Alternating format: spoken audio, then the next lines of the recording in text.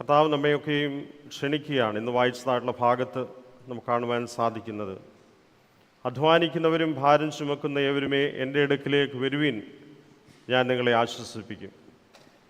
ഇന്നലെ നരേശൻ തൻ്റേതായ സാക്ഷ്യം പറഞ്ഞതായിട്ടുള്ള അവസരത്തിൽ ഈ ഒരു വാക്യമാണ് അച്ഛനെ ആകർഷിച്ച് ഈ ഒരു അനുഭവത്തിലേക്ക് നയിച്ചതെന്നൊക്കെ നമ്മൾ കേൾക്കുകയുണ്ടായി. ഈ ഒരു ശുശ്രൂഷയ്ക്ക് വേണ്ടി കർത്താവിൻ്റെ ദൈവരാജ്യ പ്രവർത്തനങ്ങളിൽ പങ്കുചേരുന്നതിന് വേണ്ടിയുള്ള ക്ഷണമാണ്. ലോകത്തിൻ്റെതായിരിക്കുന്ന ഒരുപാട് ഭാരങ്ങൾ പേറുന്നവരാണ് നമ്മളൊക്കെ. ദൈവം നമുക്ക് വേണ്ടി നൽകിയിരിക്കുന്ന ഈ ജീവൻ, അത് കർത്താവ് പറഞ്ഞു, നിങ്ങളുടെ പിതാവ് നിങ്ങൾക്ക് വേണ്ടി കരുതുന്നു. പലപ്പോഴും ദൈവിക കരുതലിനെ നമ്മൾ ഓർക്കാറില്ല. ഇന്നലെ നാം ഓർത്തതുപോലെ ഒരു അപ്പൻ തൻ്റെ മകന് വേണ്ടി, മകൾക്ക് വേണ്ടി ഒരു വഴിയാത്ര പോകുമ്പോൾ എന്തെല്ലാം കാര്യങ്ങൾ ആവശ്യമാണ് അതെല്ലാം കരുതിയാണ് മക്കളെ പറഞ്ഞയക്കുന്നത്. എങ്കിൽ നമ്മെ സൃഷ്ടിച്ച് ഉടയവനായിട്ടുള്ള പരിപാലകനായിട്ടുള്ള ദൈവം നമ്മെ എന്തുമാത്രം കരുതിയാണ് ഈ ലോകത്തിൽ നമുക്ക് വേണ്ടതെല്ലാം നൽകി ഈ ലോകത്തിൽ നമ്മെ അയച്ചിരിക്കുകയാണ്. അത് നമ്മുടെ യോഗ്യതകളൊന്നും നോക്കിയിട്ടല്ല, പിന്നെയോ ദൈവത്തിൻ്റെ വലിയ കരുണയാൽ നമുക്ക് ലഭിച്ചിട്ടുള്ളതാണ്. എങ്കിലും നമ്മൾ ഭാരപ്പെടുകയാണ്, അധ്വാനിക്കുകയാണ്. ഇന്ന് തൊഴിലാളികളെ ഓർക്കുന്നതായിട്ടുള്ള ദിവസമാണ്. അവരുടെ അധ്വാനത്തിന് തക്കതായിട്ടുള്ള ഫലം ലഭിക്കുന്നതിന് വേണ്ടി നമുക്ക് പ്രാർത്ഥിക്കാം. ഈ ലോകത്തിൽ അധ്വാനിപ്പാനായിട്ടാണ് ദൈവം നമ്മെ ആക്കിയിരിക്കുന്നത്. കർത്താവ് തൻ്റെ അടുക്കിലേക്ക് ആളുകളെ വിളിക്കുമ്പോൾ നിങ്ങൾ ആശ്വസിച്ചു കൊള്ളുവീൻ എന്ന് പറയുന്നത് അവിടെ ഒരു സുഖകരമായിട്ടുള്ള, എപ്പോഴും ജീവിതത്തിൽ ഒരു പ്രയത്നവും കൂടാതെയുള്ള ഒരു ജീവിതത്തിന് വേണ്ടിയുള്ള ആഹ്വാനമല്ല, പിന്നെയോ ദൈവത്തോടൊപ്പം ഈ ലോകത്തിൽ പ്രവൃത്തി ചെയ്യുന്നവരാകുന്നതിനുള്ള വിളിയാണ്. കർത്താവിനോടൊപ്പം ശുശ്രൂഷയിൽ പങ്കുചേരുന്നതിനുള്ള ആഹ്വാനമാണ്.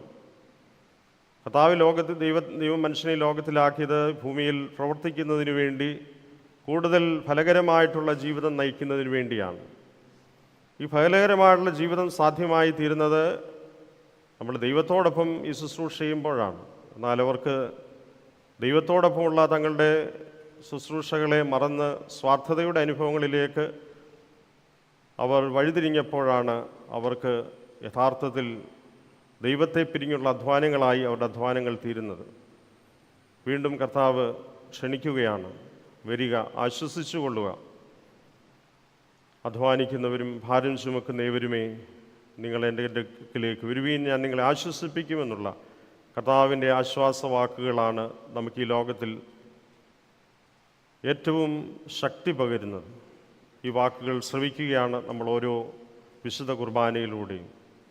കർത്താവിൻ്റെ വലിയ ക്ഷണം സ്വീകരിച്ചുകൊണ്ട് തന്നെ നമുക്ക് വേണ്ടി മുറിച്ച് ചിന്തി തന്നെത്താൻ നൽകിയതായിട്ടുള്ള യേശു ക്രിസ്തു ഒരാൾക്ക് വേണ്ടി നമുക്ക് നൽകാവുന്നത് നമ്മളെ തന്നെയാണ്.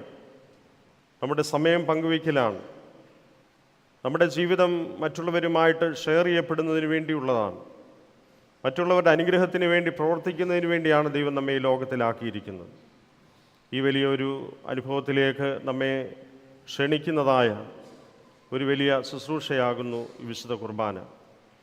കർത്താവിൻ്റെ മേശയിൽ നമ്മൾ പങ്കുചേരുന്നതിന് വേണ്ടി നമ്മളെ തന്നെ ഒരുക്കുന്നതായിട്ടുള്ള അവസരത്തിൽ ദൈവത്തിൻ്റെ ക്ഷണം സ്വീകരിച്ചുകൊണ്ട് കർത്താവിനോടൊപ്പം ഈ ദൈവരാജ്യ ശുശ്രൂഷയിൽ മുന്നേറുവാൻ നമ്മെ ഓരോരുത്തരെയും വീണ്ടും സമർപ്പിക്കാം. വ്യത്യസ്ത ഇടങ്ങളിലും വ്യത്യസ്ത സാഹചര്യങ്ങളിലുമായിരിക്കാം ഒരുപക്ഷെ നമ്മൾ പ്രവർത്തിക്കുന്നത്. അവിടെയെല്ലാം ദൈവത്തിൻ്റെ ഹിതം തിരിച്ചറിഞ്ഞുകൊണ്ട് ദൈവത്തിൻ്റെ സ്വപ്നങ്ങൾക്കും പ്രതീക്ഷകൾക്കും അനുസൃതമായി ജീവിതത്തെ സമർപ്പിക്കുവാൻ സാധിക്കുമ്പോൾ നമ്മുടെ ജീവിതം ഫലകരമായി തീരും. ദൈവത്തെ കൂടാതെയുള്ള പ്രയത്നങ്ങൾ അത് നമുക്ക് ഫലകരമായി തീരുകയില്ല. ദൈവത്തെ കൂടാതെ നമ്മൾ അറിയുന്ന അറിവുകളൊക്കെ അപൂർണമാണ്. ദൈവമാണ് നമ്മുടെ ജീവിതത്തിൻ്റെ സമസ്തവുമെന്ന് തിരിച്ചറിയുവാൻ, ദൈവത്തിൽ ആശ്രയിച്ച ഒരു ജീവിതം നയിക്കുവാൻ, ജീവിതം കെട്ടുപണി ചെയ്യുവാൻ, ക്രിസ്തുവിൽ രൂപാന്തരപ്പെട്ട ഒരു ജീവിതം നയിക്കുവാനായിട്ട് കർത്താവ് നമ്മെ ഓരോരുത്തരെയും ക്ഷണിച്ച് ഈ പ്രഭാതത്തിൽ വീണ്ടും നമുക്ക് നൽകിത്തരുന്നതായിട്ടുള്ള അവസരം ദൈവസന്നിധിയിൽ നമ്മെ തന്നെ വിനയപ്പെടുത്താം, സമർപ്പിക്കാം. മനസ്സുകൊണ്ടും ചിന്ത കൊണ്ടും വാക്കുകൊണ്ടും ദൈവത്തിൽ നിന്ന് അകന്നു പോയിട്ടുള്ള അനുഭവങ്ങളിൽ നിന്ന് കർത്താവെ ഞങ്ങളെ തിരികെ വരുത്തേണമേ എന്ന് കർത്താവിനോട് പ്രാർത്ഥിക്കാം.